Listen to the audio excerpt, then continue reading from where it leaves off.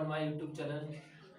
आज हम बायोलॉजी से संबंधित जो रक्त परिसंचरण तंत्र चल रहा था यानी ब्लड सर्कुलेशन सिस्टम जो चल रहा था उसके हमने पहला पार्ट क्वेश्चन से रिलेटेड कर लिया था, यानी कि जो भी इम्पोर्टेंट फैक्ट्स थे वो हम कंप्लीट कर चुके थे। अब हम आगे जो नेक्स्ट वीडियो आएगी उसमें हम नेक्स्ट टॉपिक से स्टार्ट करेंगे। आज हम इसका यानी कहने का मतलब रुधिर परिसंचरण तंत्र का अंतिम वीडियो है, यानी कि जो मैं दो वीडियो में अभी पिछली वीडियो और जो अभी ये वाली वीडियो, यदि इस वीडियो को आप कवर कर लेते हो दोनों वीडियो को, पिछली वाली को तो मैं बिल्कुल भी आपको एडवाइस नहीं दूंगा कि आप वो वीडियो देखें। यदि आप ये दोनों वीडियो भी देख लेते हो तो रक्त परिसंचरण तंत्र से कोई सा भी क्वेश्चन हो जो अगर इसमें बनता है तो कहने का मतलब कि अगर एग्जाम में कहीं से भी पूछा जाए तो क्वेश्चन कहां से आएगा, यहीं से आएगा जो भी आएगा। तो अब स्टार्ट करते हैं कि कैसे अपन इसको मेंटेन करने की कोशिश करेंगे। पहली वीडियो में मैं आपको बता चुका था कि मैंने कुछ इम्पोर्टेंट फैक्ट्स बताए थे जो हम कंप्लीट कर चुके थे। अब आगे बढ़ते हैं और इससे रिलेटेड जो भी लास्ट इम्पोर्टेंट क्वेश्चन थे वो मैं आपके सामने लेकर हाजिर हूं। तो आइए स्टार्ट करते हैं। सबसे पहले क्या होता है, पहला पॉइंट, सर्वग्राही समूह कौन सा होता है। मैंने अगर आपको इसकी डिटेल्ड वीडियो चाहिए तो आप इसको और पीछे बैक में जाकर के आप हमारी प्लेलिस्ट में देख सकते हो, बायोलॉजी व राहुल सर के नाम से प्लेलिस्ट है तो उसमें देख सकते हो आप। तो यहाँ पर पहला पॉइंट लिखा है सर्वग्राही समूह कौन सा होता है। मैंने इसको पहले ही डिटेल में समझाया था कि रक्त समूह की खोज की थी कार्ल एंड स्टीनर ने, ठीक है भाई साहब, और उन्होंने की थी एबीओ समूह की ओनली। और मैंने इससे संबंधित अगर मैं इसको डिटेल में समझाऊं तो भाई साहब मिनिमम यह 15-20 मिनट खा जाएगा। कहने का मतलब इतना टाइम लगेगा इसको समझाने के लिए, बट लेकिन अपन इसको डिटेल में ना चलते हुए थोड़ा थोड़ा इसका ओवरव्यू ले लेते हैं कि आखिर ये बनता कैसे है और कहने का मतलब होता क्या है। अपने पास दो चीजें होती है, एक होता है एंटीजन और एक होता है एंटीबॉडी। भाई साहब एंटीबॉडी और एंटीजन में अंतर कुछ नहीं है। एंटीबॉडी क्या होता है, जो हमारे को हानिकारक पहुंचाने वाले क्या होता है, जैसे कोई भी हानिकारक हमें कोई हानि पहुंचा रहा है, यानी हमारे शरीर को जो हानि पहुंचाता है उससे क्या करता है, हमारा बचाव करता है, उसे हम क्या कहते हैं, एंटीबॉडी। और जो पहुंचाता है हानि उसे हम क्या कहते हैं, एंटीजन। तो दो प्रकार के पदार्थ पाए जाते हैं। अब भाई साहब ये भी क्या है, इस ये भी ग्रुप वाला क्या होता है, उसके पास कोई भी एंटीबॉडी मौजूद नहीं होता। अब जब एंटीबॉडी मौजूद नहीं होता तो क्या होता है कि इसके पास कोई रोकने वाला नहीं है, चाहे तुम इसको ब्लड ग्रुप ओ चढ़ा दो, चाहे ए चढ़ा दो, चाहे बी चढ़ा दो और चाहे ए बी चढ़ा दो। ए बी का तो ए बी ले ही सकता है, जाहिर सी बात है। पर लेकिन क्या है, इसमें भी ए बी प्लस होता है, ए बी माइनस होता है। तो जनरली ए बी माइनस को माना गया है क्या माना गया है, सर्वग्राही समूह। लेकिन ऑप्शन के अकॉर्डिंग आंसर ए बी भी माना जा सकता है, क्योंकि ए बी के ही दो पार्ट होते हैं, A B plus and A B minus. ठीक है, आगे बढ़ते हैं। रक्त का थक्का जमने में कौन सा प्रोटीन, यानी रक्त का थक्का क्या होता है। देखो भाई साहब रक्त का थक्का अच्छी भी बात होती है और बुरी भी बात होती है। कहने का मतलब अपन कहीं चले और अपन को क्या लग जाती है, चोट लग जाती है, तो ऐसा क्या कारण है कि वह 5-10 मिनट बाद अपने आप वहां से क्या होता है, खून का रिसाव क्या हो जाता है, बंद हो जाता है। दैट मीन्स कारण समझने की कोशिश करते हैं। तो इसका कारण यही हुआ कि हमारे शरीर में क्या होता है, जहां पर चोट लगती है तो वहां पर भाई साहब कुछ जैसे कि विटामिन के अलावा थ्रोम्बोप्रोटीन ये क्या करते हैं, एक तरीके से हावी हो जाते हैं। और जैसे ही कहीं पर चोट लगती है ये एक प्रकार से ये समझ लो डॉक्टर का काम करते हैं और वे क्या करते हैं कि वहां पर रक्त का जो रिसाव होता है उसे क्या कर देते हैं, ये रोकने का काम करते हैं। तो उसी में से एक क्या होता है, रक्त का थक्का जमने से अब भाई साहब फिर नेगेटिव पॉइंट तो ये आया कि यह रोकने का काम क्यों करता है। अब रोकने का काम इसलिए करता है कि अगर भाई साहब हमारे बहते हुए यानी कि ब्लड के सर्कुलेशन में यदि बीच में यदि थक्का जम जाता है, यानी कहने का मतलब थक्का बीच में अगर जम गया तो क्या होगा, हमारा ब्लड का सर्कुलेशन एक ऑर्गन से दूसरे ऑर्गन तक नहीं हो पाएगा, और नहीं हो पाएगा तो इसके कारण अपना क्या होगा, ऑक्सीजन का भी एक जगह से दूसरी जगह क्या नहीं हो पाएगा, आदान प्रदान। और ऑक्सीजन का एक जगह से दूसरी जगह नहीं आदान प्रदान नहीं हो पाएगा तो हमारी नसें क्या हो जाएंगी, चौक, यानी कहने का मतलब क्या हो जाएंगी, बंद हो जाएंगी।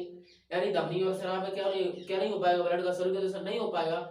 इस स्थिति में व्यक्ति क्या हो सकता है, या तो वो हेमरेज की स्थिति में चला जाएगा या फिर ऊपर चला जाएगा। ठीक है, तो इस प्रकार की स्थिति को रोकने के लिए कौन सा प्रोटीन काम करता है, हेपेरिन प्रोटीन, जिसकी खोज कब की गई थी, 1915 में की गई थी विलियम हेनरी द्वारा। ठीक है, नेक्स्ट पॉइंट, आरबीसी का जीवन काल कितना होता है, तो आरबीसी का जीवन काल क्या होता है, 120 दिन होता है, जो मैं कल पहले ही बता चुका था कि सेल्स क्या होती है, ऑटोमेटिकली जनरेट होती है और ऑटोमेटिकली क्या हो जाता है, इनका देहांत हो जाता है, अर्थात यह डाई होती रहती है।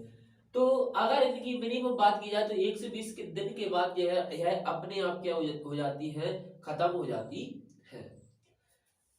और मैं इसको पहले ही बता चुका था कि इसका कब्रिस्तान किसको कहा जाता है, तो किसको कहा जाता है, प्लीहा को, अर्थात तिल्ली अर्थात स्प्लीन को कहा जाता है।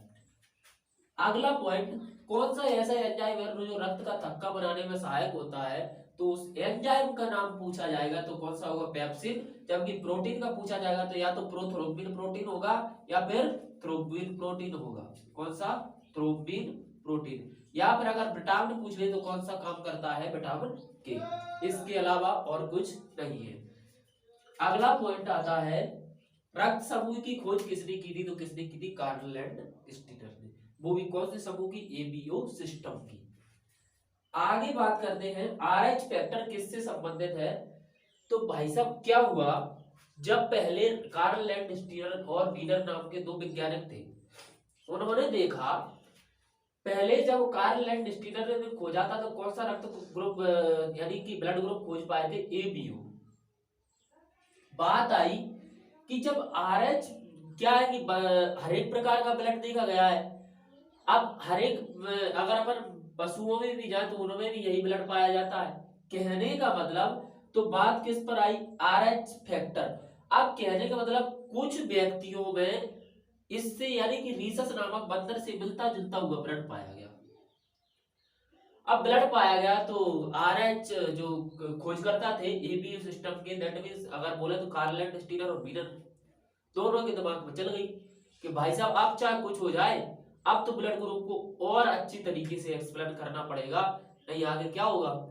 तो उनके दिमाग में चला कि जिस व्यक्ति के पास आरएच यानी कि रीसस नामक बंदर से संबंधित ब्लड ग्रुप है उसे क्या माना जाएगा, आरएच प्लस माना जाएगा। ठीक है, और जिसके पास नहीं है उसे क्या माना जाएगा, आरएच माइनस माना जाएगा। तो यही से देखो अपन ने किया था ना, एबी का एबी प्लस भी था और एबी माइनस भी। इससे पहले एबी प्लस और एबी माइनस नहीं चलता था, जब क्या हुआ था, आरएच की खोज नहीं हुई थी। तो पॉइंट आता है कि क्वेश्चन आता है कि आरएच फैक्टर किससे संबंधित है, तो किससे संबंधित है, रीसस नामक बंदर से संबंधित है। आगे बात करते हैं, रक्त परिसंचरण की खोज किसने की थी, तो विलियम हार्वे ने की थी। तो यहाँ पर 3 पॉइंट तो विज्ञान खोज से संबंधित बन सकते हैं। जैसे अगर पूछा जाए आरएच फैक्टर किसने की खोज किसने की थी, तो Karl and Steiner and Wiener ने। अगर पूछ ले ब्लड ग्रुप की खोज किसने की थी, तो ओनली कार्ल एंड स्टीनर ने। अगर पूछे कि रक्त परिसंचरण तंत्र की खोज किसने की थी, तो विलियम हार्वे ने। तो यहाँ पर ये पॉइंट कुछ इंपोर्टेंट है जो ज्यादातर एग्जाम में पूछे गए हैं। अगर यहाँ से क्वेश्चन बनता है अगर रक्त परिसंचरण तंत्र से, तो यहीं से बनेगा। आगे देखते हैं, हीमोफीलिया। हीमोफीलिया रोग में क्या होता है, रक्त का थक्का नहीं बनता, यानी अगर किसी व्यक्ति को चोट लग जाती है तो भाई साहब उसका ब्लड बह बह करके उसका ब्लड खत्म ही हो जाएगा, यानी थक्का नहीं बनेगा। फिर उसको क्या किया जाता है भाई साहब, फिर तो बोलोगे कि फिर तो सर ऐसा होगा कि अगर किसी व्यक्ति में अगर जिसके पास हीमोफीलिया रोग है फिर तो उसका रक्त रुकेगा नहीं, ऐसा कुछ नहीं है। जब उसको अपन डॉक्टर के पास भेजेंगे तो डॉक्टर अपन को हीरोडिन नामक एक इंजेक्शन लगाएगा, हीरोडिन नामक प्रोटीन का एक इंजेक्शन लगाएगा। वो जब इंजेक्शन लगा देगा उसके बाद क्या हो जाएगा, रक्त का बहना क्या हो जाएगा, रुक जाएगा। तो भाई साहब हीमोफीलिया रोग यह इस प्रकार की बीमारी है जिसमें क्या होता है, रक्त का थक्का नहीं बनता। ठीक है, आगे बात करते हैं रक्तदाब सर्वाधिक कहाँ होता है, कहाँ होता है रक्तदाब सर्वाधिक। तो हमने कल पढ़ा था, कल पिछली वीडियो में, कि ब्लड किस हृदय में ब्लड किस तरीके से जाता है, कुछ इस तरीके से। क्या होता है कि ब्लड का ट्रांसप्लांटेशन फेफड़ों के द्वारा यहां से यहाँ तक हो जाता है। जो कौन लेकर आता है, ओनली एकमात्र शराब जो क्या होती है, अपवाद होती है, जिसका नाम क्या होता है, पल्मोनरी शराब। भाई साहब वो यहाँ पर लेकर के आती है। अब बात आ गई कि ब्लड में सबसे ज्यादा दाब का मतलब होता है प्रेशर कहां पर ज्यादा लगता है, क्वेश्चन ये पूछा जा रहा है। तो क्या होगा कि ब्लड यहां तक तो आ जाएगा, यहाँ पर क्या होता है, सेमिलुनर बाल्व लगा होता है। बाल्व का मतलब वहां से क्या जुड़ी होती है, आयोटा धमनी जुड़ी होती है, जो क्या करती है, सभी अंगों को क्या करती है, ब्लड का ट्रांसप्लांटेशन करती है। अब भाई साहब आप यहीं से अंदाजा लगाओगे, यदि सभी अंगों को ब्लड का ट्रांसप्लांटेशन करना है तो प्रेशर कहाँ ज्यादा लगेगा, धमनी में लगेगा कि नहीं। तो आंसर यहीं से मिल गया, कौन किस में लगेगा, धमनी में। तो रक्त दाब यानी रक्त का प्रेशर यानी ब्लड प्रेशर सबसे ज्यादा कहाँ होता है, धमनी में। इसलिए हमने क्वेश्चन पढ़ा था कि ब्लड प्रेशर की जांच कहाँ की जाती है, कौन सी धमनी में की जाती है। तो कौन सी धमनी में की जाती है, ब्रैकियल धमनी में, या फिर और अगर नब्ज गति की पूछा जाए तो किसमें की जाती है, रेडियल धमनी में। ठीक है, अगला पॉइंट आता है भाइयों, सबसे पहले सबसे बड़ी डब्ल्यूबीसी होती है। डब्ल्यूबीसी का मतलब अगर इसका वैज्ञानिक नाम पूछा जाए तो वो होता है ल्यूकोसाइट। क्या होता है, ल्यूकोसाइट। उसी के अंतर्गत मैंने कल बताया था कि जो रोग प्रतिकारक होती है उसे हम क्या कहते हैं, लिम्फोसाइट। लेकिन सबसे बड़ी अगर पूछा जाए तो वो कौन सी होती है, मोनोसाइट। अगर मैं बात थोड़ी सी और बात करूं, मोनो का मतलब होता है कई का समूह, मतलब यानी कि कहने का मतलब बड़ी को ऐसे याद करते हैं कि अगर पूछा जाए बस इतना याद कर लो कि सबसे बड़ी डब्ल्यूबीसी कौन सी होती है, तो मोनोसाइट होती है। ठीक है, अब नेक्स्ट पॉइंट में ये भी आता है कि अशुद्ध रक्त कौन ले जाता है। जाहिर सी बात है भाई साहब, अशुद्ध रक्त कौन ले जाता है, तो स्राव ले जाती है। स्राव का कलर किस प्रकार का होता है, तो हरा कलर होता है, क्योंकि अशुद्ध रक्त कार्बन डाइऑक्साइड मिला हुआ है। आगे बात करते हैं, मानव हृदय के बाएं भाग में रक्त कैसा होता है, क्वेश्चन पूछा जाता है, बाएं में पूछ रहा है जाता है। मानव हृदय के बाएं भाग में रक्त, सॉरी यहाँ पर अशुद्ध नहीं शुद्ध होगा। मानव हृदय के बाएं भाग में रक्त कैसा होता है, तो शुद्ध होता है। क्यों भाई साहब, मैं अगर इस टाइप से खड़ा हो जाऊं तो बायां भाग किधर होगा, इस साइड, यानी कि अगर इस साइड देखा जाएगा तो रक्त कैसा है, शुद्ध, क्योंकि कहां से आ रहा है, फेफड़ों से होकर, फेफड़ों से होकर आया तो उसमें क्या मिली हुई, ऑक्सीजन, ऑक्सीजन मिली हुई, तो रक्त कैसा होगा, प्योर। ठीक है, तो बाएं भाग में कैसा होता है, शुद्ध। और अगर पूछ ले कि दाएं भाग में, यहीं पर क्वेश्चन ये मिलाकर पूछ ले कि दाएं भाग में कैसा होता है, तो कैसा होता है, अशुद्ध। ठीक है, तो मिलते हैं नेक्स्ट वीडियो में, तब तक के लिए हमारी इन वीडियो को सब्सक्राइब करें और हम कल से न्यू चैप्टर शुरू करने जा रहे हैं। थैंक्स फॉर वॉचिंग वीडियो, मिलते हैं अगली क्लास में, तब तक के लिए गुड बाय।